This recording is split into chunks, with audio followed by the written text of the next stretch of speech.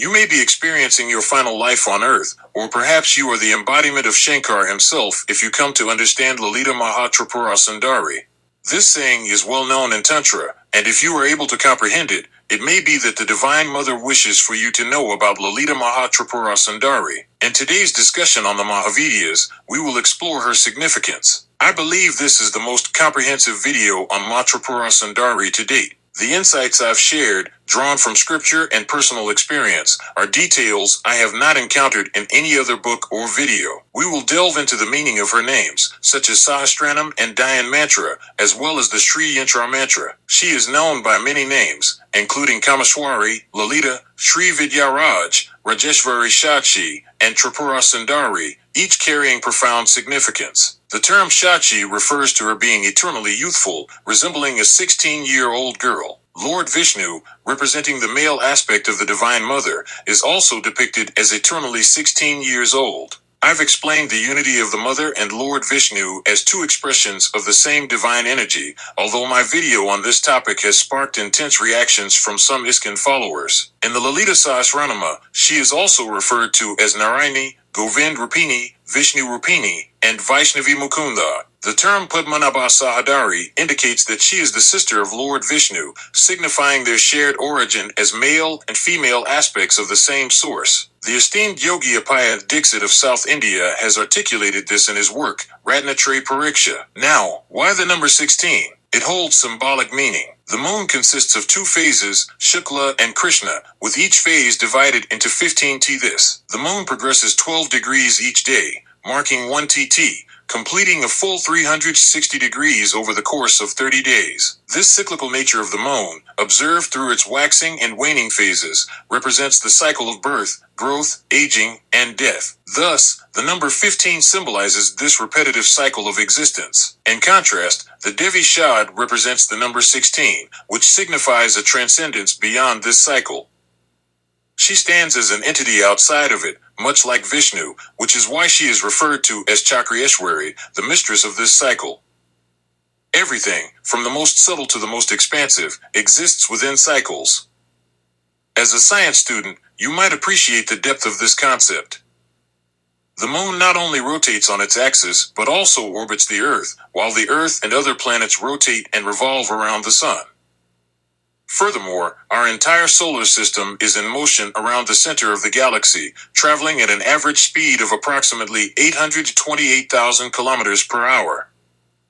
Our existence in this world is inherently tied to these cycles. The one who has transcended this cycle is known as Chakrishwar. This is the significance of Shashi, the lord of the chakra. His name is also Lalita, which means playful. Those who enjoy playing embody this essence. When you emerge from this chakra, you realize that everything is merely a game. Reflecting on our childhood, we played cricket without worrying about who won or lost. The game would simply restart the next day. Life operates similarly.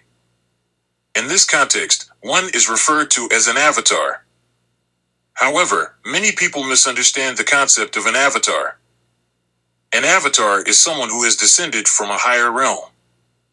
Unfortunately, we often conceive of a celestial Vaikuntha above and our world below, assuming that anyone who descends from Vaikuntha is an avatar. Yet, our scriptures do not assert that God resides above us. Instead, they emphasize that God dwells within us, at our core, in our higher reality. An avatar is someone who has emerged from this chakra and touched their higher self, returning to the cycle with an awareness that life is a game, a Leela. This is why the life of an avatar is termed Leela. For instance, Siddhartha Gautama was not initially an avatar. However, upon becoming Gautam Buddha and attaining the highest state of Shivatva, he returned to the cycle for the salvation of others, and thus became an avatar. Everyone who reaches the pinnacle and then voluntarily returns to play this game is considered an avatar. In contrast, you may not be engaging in this game of your own volition, nor have you realized your higher self, which is why you are not recognized as an avatar at this moment. This distinction is crucial. The name Lalita signifies the one who plays. Additionally, Kameshwari derives from the name Kameshwar, which refers to Shiva.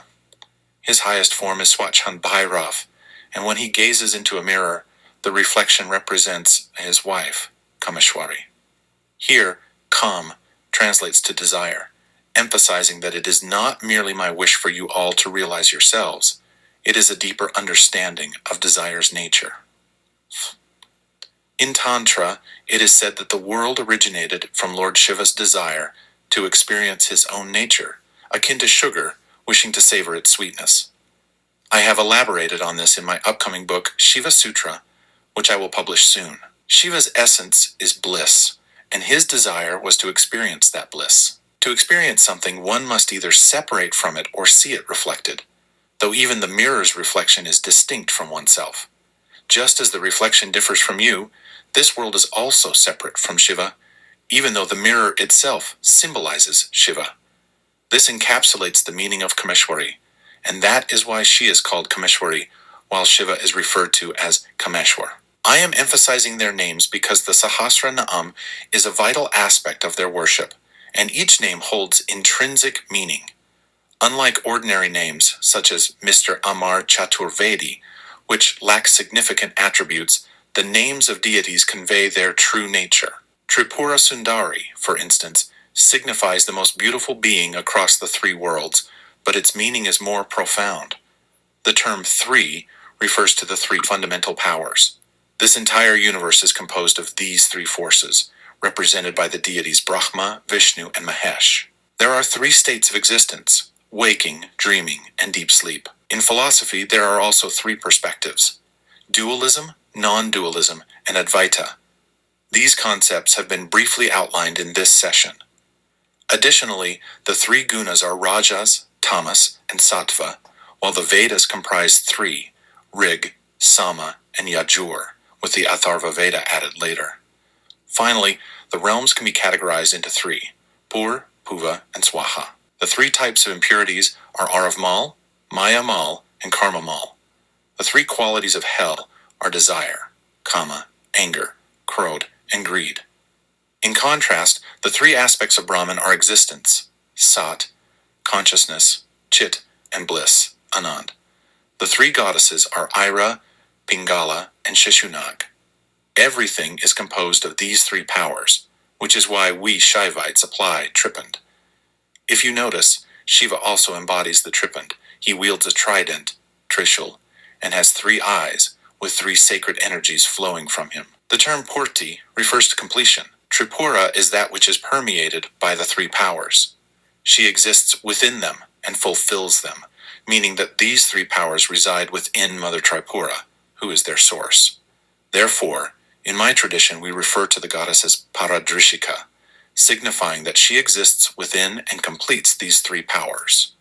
Tripura Sundari also represents the fourth state, Trika. According to our teachings, there are 36 elements, with the first two being Shiva and Shakti. Although they are one, we separate them for understanding.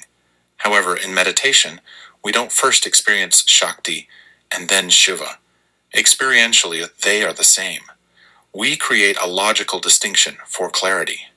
The third element is Sadashiv, representing willpower, while the fourth is Ishwar, symbolizing knowledge power. We descend from the Shiva element to Shakti, then to Sadashiv, and finally to Ishwar. In the Ishwar element, all the gods who listen to our prayers reside. If you hold a dualistic perspective, Ishwar represents the ruler, Brahma the creator, Vishnu the preserver, and Maheshwar the destroyer, who conceals your true self.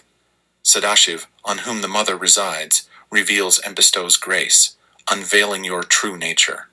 Below him lie the other elements, which I have also detailed in the Shiva Sutra. When you visualize the form of Tripura Sundari, created by sages, you will see her and her consort, Svachchand Bhairav or Kameshwar, seated above Sadashiv, the third element. Below them are the Ishwar elements, Brahma, Vishnu, Rudra, and Maheshwar. It's essential to clarify that we are not suggesting a hierarchy where Shiva is above and Vishnu is below. Ishwar is united with Svachchand Bhairav. There is no distinction. This reflects the beauty of Advaita. Due to dualism, there is contention among Vaishnavas about who is the supreme deity, Shiva or Vishnu.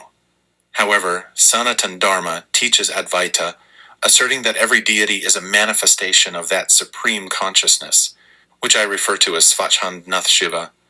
We have also discussed Svachhandnath in this session, so please listen if you haven't yet. Now that you've been introduced to these symbols, it's fitting to meditate on his Dhyan mantra. I have explained what a Dhyan mantra, Kavach, and Sahasranam are, and how to use them in a prior session. If you haven't watched it, please do so first. If you have, then let's proceed. Arunam Karuna, Tarang Daksham Dripash, Ankush Pushpabaan, Chapam Amadi Bedavrita, Mukhya Ahamtav Vibhav Pavani. Here, Arunam signifies a color red like the rising sun, and Karuna Tarang Daksham refers to someone full of compassion, with waves of compassion flowing from their eyes. In one hand, they hold a pash, rope for binding. In the other, an ankush, a pointed weapon used to control elephants. And in a third hand, a flower. There are 5 arrows, 3 are made of flowers, while in her fourth hand she holds a bow crafted from sugarcane. With the help of powers like Anima and others, I meditate on Bhavani, that is, Tripura Sundari, alongside my own self. Now, let's discuss the significance of her red color. This choice is very important. It represents the hue of the newly risen sun. In contrast, Shiva is often depicted in white, similar to camphor. This white light contains all colors. When this light passes through a triangular prism, we see all the colors manifest. This symbolizes how the differentiated world, filled with colorful objects, exists within Shiva in a latent form. The triangle represents desire, knowledge, and action. When white light is refracted through a prism, red is the first color to emerge because it has the lowest refractive index, meaning it travels fastest. Thus, the goddess's red color signifies her as the first manifestation from Shiva. Morning light, which dispels darkness, reveals red as the initial color. Similarly, when enlightenment dispels ignorance, the first sensation is one of power, the power of Kundalini Shakti that leads us to Shiva. Shakti is the first to emerge from Shiva, hence her red depiction.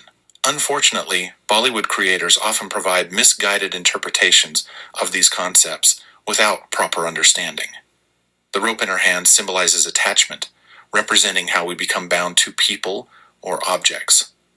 The ankush, or spear, symbolizes hatred when we feel irritated by the existence of something or someone. That, too, is a form of bondage. Whether we cling to something or run away from it, both reinforce the notion that we are incomplete. The 5 arrows held in the third hand can be interpreted in different ways. Some scholars believe they represent the 5 senses, while I see them as the 5 tools of Maya: art, knowledge, desire, destiny, and time. The sugarcane bow signifies an illusionary object that we chase, thinking it will make us complete. This pursuit can manifest in various forms, whether it's a desire for a romantic partner, aspirations for a luxurious lifestyle, or even something as trivial as a burger or sports car. Makameshwari embodies Shiva's willpower, which is echoed in the Shiva Sutras. Goddess Uma Parvati represents this willpower. As I mentioned earlier, the term Shashi means 16, and this number is significant because it corresponds to 16 types of desires identified by modern psychology. These include desires for power, freedom, curiosity, acceptance, organization, accumulation, respect, idealism, social connection, family, revenge, romance, indulgence, status, physical activity, and ultimately, the desire for peace. Devotees of Lalita Tripura Sundari embrace desires rather than dismissing them. In their practice, they utilize the Sri Chakra and Sri Yantra, which we will explore in our next session. Worshipping this chakra from the outside inward can lead to liberation, while an inside-out approach fulfills worldly desires. Ultimately, both methods connect in a cyclical way. Running away from desires often brings you closer to your starting point. Thus, even practices aimed at fulfilling worldly desires can foster detachment, leading to a singular desire, the quest to know oneself. We will delve deeper into the practices of Sri Vidya, its practitioners, and the Sri Chakra in our next session. That's all for today. Om Namah Shivaya.